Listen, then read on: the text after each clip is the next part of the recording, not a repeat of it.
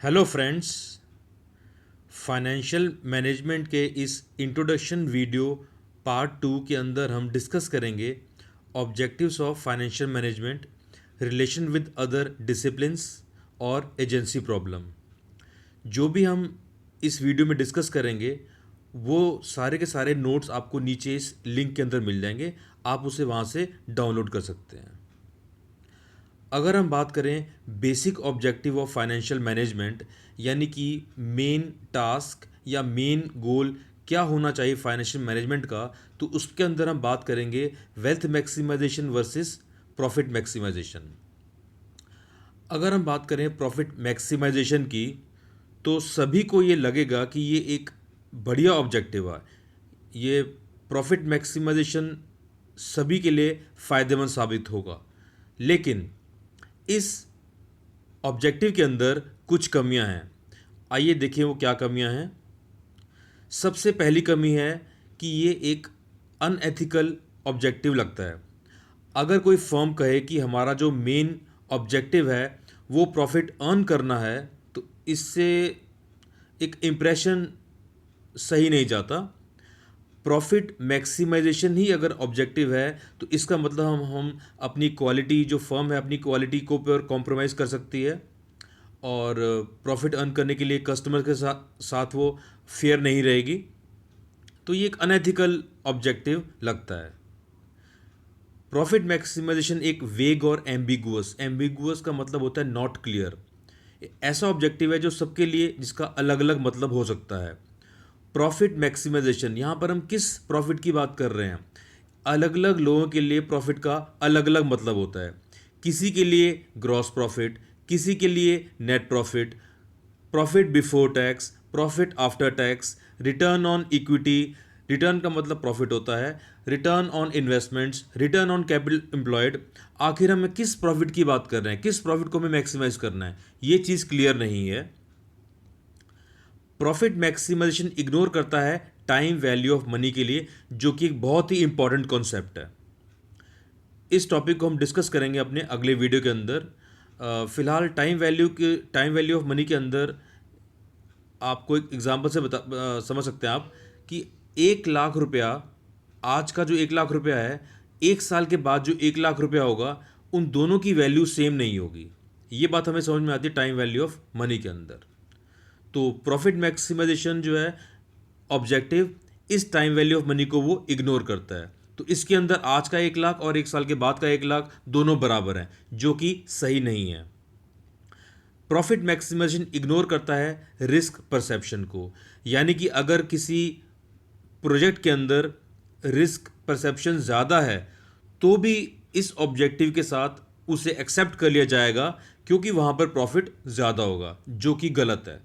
अगर कोई बहुत रिस्की प्रोजेक्ट है तो उसको एक्सेप्ट नहीं करना चाहिए, क्योंकि वो सबके लिए हानिकारक हो सकता है। प्रॉफिट मैक्सिमाइजेशन बेस्ड होता है अकाउंटिंग प्रॉफिट के ऊपर, जो कई अकाउंटिंग पॉलिसीज़ के ऊपर डिपेंड करता है। मान लीजिए एक प्रोजेक्ट एक्सेप्ट करना है या रिजेक्ट करना है, चॉइस कंपनी के पास है।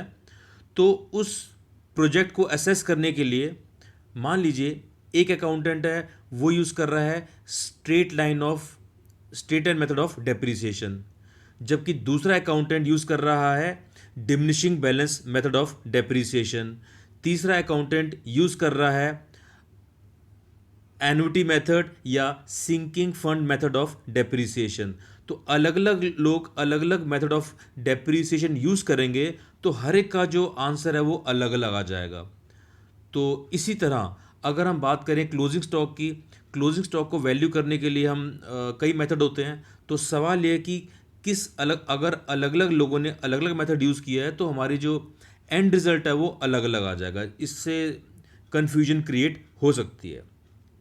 ये सारी कमियां वेल्थ मैक्सिमाइजेशन ऑब्जेक्टिव के अंदर नहीं होती, क्योंकि वेल्थ मैक्सिमाइजेशन एक मोरल और एक सही ऑब्जेक्टिव लगता है।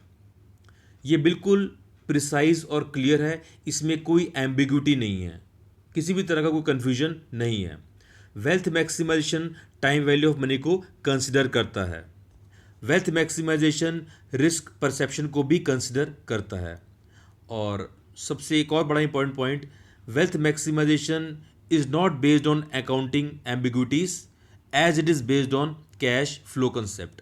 वेल्थ मैक्सिमाइजेशन चूंकि कैश फ्लो कंसेप्ट को फॉलो करता है, तो कोई भी अकाउंटेंट अगर मान लीजिए एक प्रोजेक्ट को कई अकाउंटेंट असेस कर रहे हैं और वो कैश फ्लो कंसेप्ट के हिसाब से कर रहे हैं, कैश फ्लो कंसेप्ट मतलब कैश इनफ्लो और कैश आउटफ्लो की बात कर रहे हैं, तो सभी अकाउंटेंट्स के लिए जो रिजल्ट है वो सेम आएगा, क्योंकि यहाँ पर कोई भी अकाउंटिंग एम्बिग्यूटी जो है वो नहीं है। इसीलिए वेल्थ मैक्सिमाइजेशन जो है एक ज़्यादा बढ़िया ऑब्जेक्टिव है as compare to profit maximisation. अगर हम बात करें कि वेल्थ का मतलब क्या होता है, तो वेल्थ मतलब होता है किसी भी कंपनी की अगर हमें वेल्थ निकालनी है तो हम क्या करेंगे, उस कंपनी के जो जितने भी नंबर ऑफ शेयर्स हैं उनको हम मल्टीप्लाई कर देंगे करंट मार्केट प्राइस से, तो हमारे पास आ जाएगी वेल्थ। मान लीजिए एक कंपनी के 1 करोड़ शेयर्स हैं मार्केट में और एक शेयर की प्राइस ₹20 है, तो ₹20 पर share into 1 crore shares is equal to 20 crore rupees. तो उस कंपनी की जो वेल्थ है वो 20 करोड़ रुपीज़ आ जाएगी।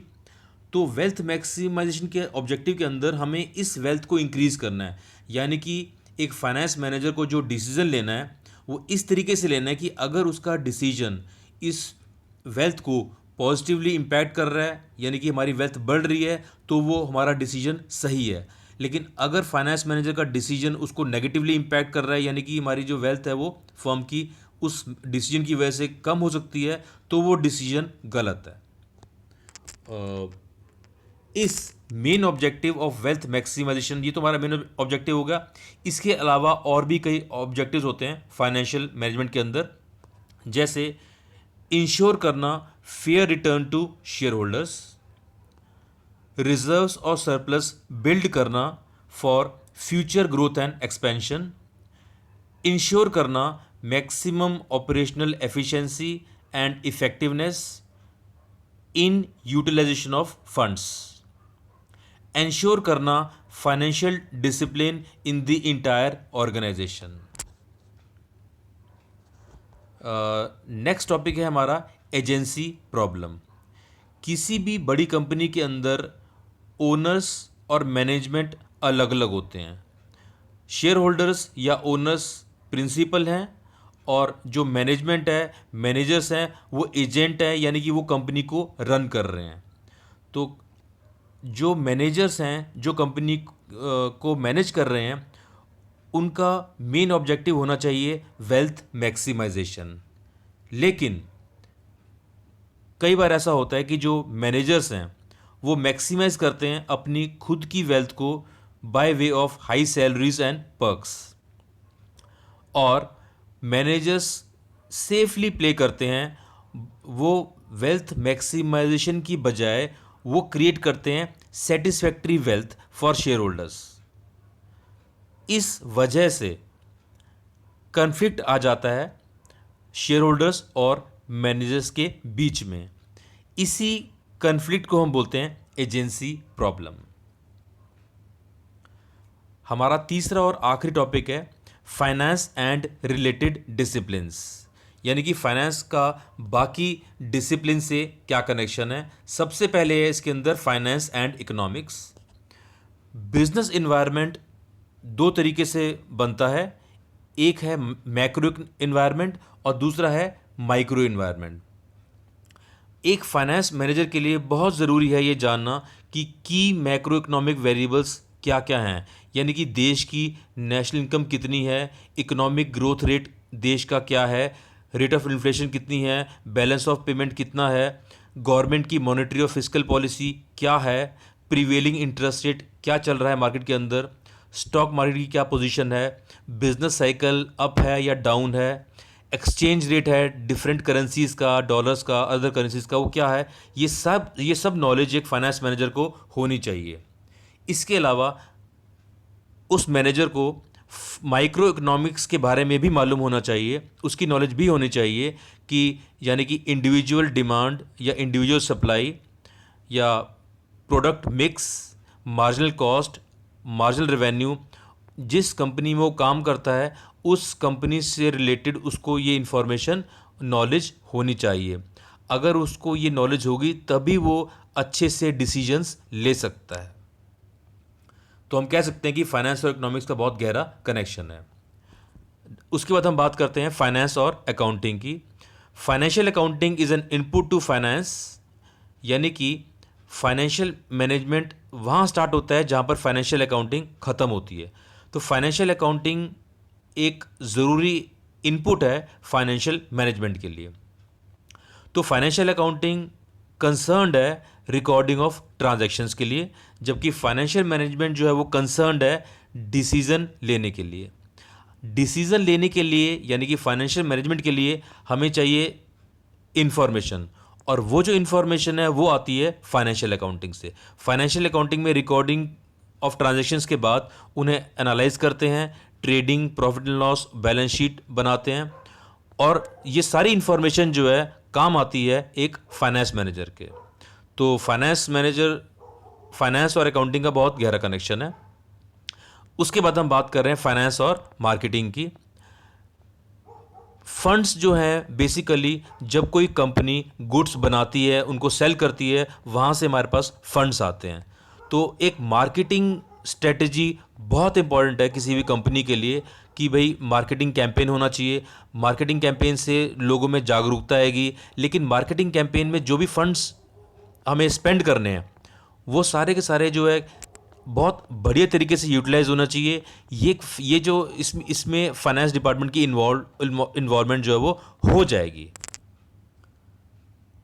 इसी तरह फाइनेंस और प्रोडक्शन, गुड्स मैन्युफैक्चर करने के लिए हमें मशीनरी चाहिए, मशीनरी को परचेज करना है, हमें वो गुड्स बनाने हैं। तो यहाँ पर जब भी हम कोई नया प्रोजेक्ट की बात करें या नई मशीनरी की बात करें, वहाँ पर हमें कॉस्ट बेनिफिट एनालिसिस करना होगा। तो यानी यहाँ फंड्स इन्वॉल्व हैं, तो यहाँ फाइनेंस मैनेजर की ज़रूरत है।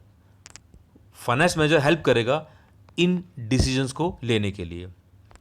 इसी तरह फाइनेंस और एचआर का काम है एम्प्लॉयज़ को, अच्छे एम्प्लॉयज़ को एम्प्लॉय करना कंपनी के अंदर, उन्हें रिटेन करना, और इस काम के लिए उनको अच्छे पर्क्स देना है, अच्छी सैलरीज देनी है। तो इसके लिए यहाँ पे फंड्स इन्वॉल्व हैं, तो यहाँ पर फाइनेंस भी इन्वॉल्व है। तो फाइनेंस और एचआर भी आपस में बहुत गहरे, आप कह सकते हैं उनमें गहरा कनेक्शन है। इस वीडियो में हम इतना ही डिस्कस करेंगे। आई होप आपको क्लियर हो गया होगा। Thank you.